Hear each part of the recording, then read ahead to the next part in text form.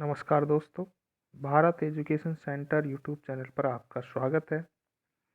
पशु परिचर भर्ती 2023 की कुछ क्लासें हमारी हो चुकी थी, जिसमें हमने पार्ट 1 या पार्ट ए के बारे में, जो कि 105 अंक का है, उसमें चर्चा की थी।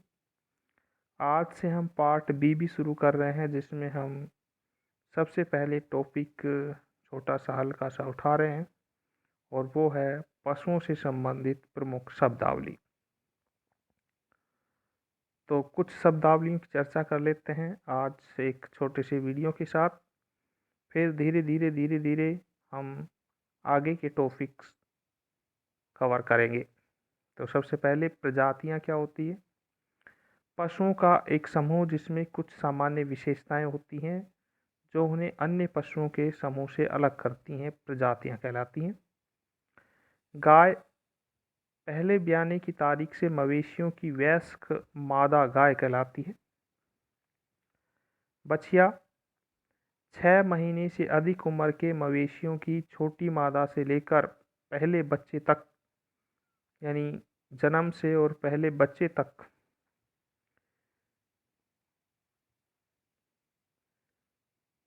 उसको बछिया कहते हैं। यानी गाय के अगर मादा रूप में बच्चा होता है तो उसे बछिया कहते हैं, और जब तक कहते हैं जब तक उसे कोई और बच्चा नहीं हो जाता है, यानी वयस्क होकर वह बच्चे की माँ नहीं बन जाती, तब तक उसे बछिया ही कहते हैं। सांड यह गायों के प्रजनन के लिए इस्तेमाल किए जाने वाले मवेशियों का नर है। यानी प्रजनन तंत्र को बनाए रखने के लिए सांड का इस्तेमाल किया जाता है, और ये एक नर के रूप में होता है, मतलब पुरुष के रूप में होता है। बैल यह कृषि कार्य काम के लिए इस्तेमाल किए जाने वाले मवेशियों का बछड़ा नर है। यानी कृषि कार्य के लिए इसका इस्तेमाल मुख्य रूप से किया जाता है। बछड़ा 6 महीने से कम उम्र के मवेशियों या भैंसों में से एक को बछड़ा कहा जाता है। यानी 6 महीने से कम उम्र के जो मवेशी होते हैं, गाय के जो बच्चे होते हैं, उन्हें बछड़ा कहा जाता है।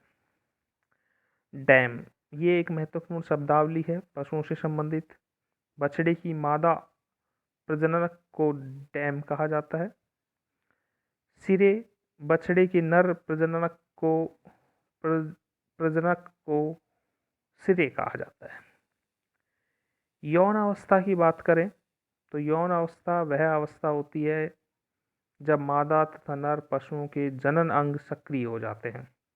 यानी जो प्रजनन अंग होते हैं वो सक्रिय हो जाते हैं, तो उस अवस्था को यौन अवस्था कहते हैं। उदाहरण के रूप में हम ले सकते हैं कि मादा में अगर अंडाणु का निर्माण शुरू हो गया है तो वह यौन अवस्था में आ चुकी है, और नर में अगर वीर्य निर्माण का कार्य शुरू हो गया है तो वह यौन अवस्था में आ गया है। गर्भाधान नर और मादा युग्मकों के सफल मिलन और युग्मक नज के आरोपण को गर्भाधान के रूप में जाना जाता है। यानी जब नर और मादा का मिलन होता है और युग्मनज का आरोपण हो जाता है तो उस स्थिति को गर्भाधान के रूप में जाना जाता है।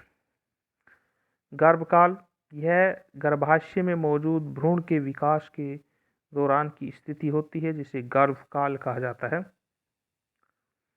गर्भावस्था अवधि के रूप में भी जाना जाता है। तो वास्तविक गर्भाधान से प्रसव की तारीख तक, ध्यान रखना है, वास्तविक गर्भाधान से प्रसव की तारीख तक, यानी बच्चे के जन्म तक की अवधि को प्रसव अवस्था या प्रसव अवधि, या हम कह सकते हैं कि गर्भावस्था अवधि कहा जाता है। प्रसव क्या होता है? बच्चे को जन्म देने की क्रिया को प्रसव कहते हैं। लैक्टेशन अवधि प्रसव के बाद की अवधि जिसमें पशु दूध पैदा करता है। यानी बच्चे के जन्म के पश्चात और दूध निर्माण होने के बीच की अवधि को लैक्टेशन अवधि कहा जाता है। बच्चा, मान लीजिए उदाहरण के रूप में कि आज बच्चे का जन्म हुआ है और 2 दिन बाद उसका दूध उत्पादन होता है, या हम कहते हैं कि वह दूध पैदा कर पाता है, तो इस बीच वाली अवधि को लैक्टेशन अवधि कहा जाता है। सुखाना, यह एक स्तनपान कराने वाली लेकिन गर्भवती गाय को सुखाने की प्रक्रिया होती है।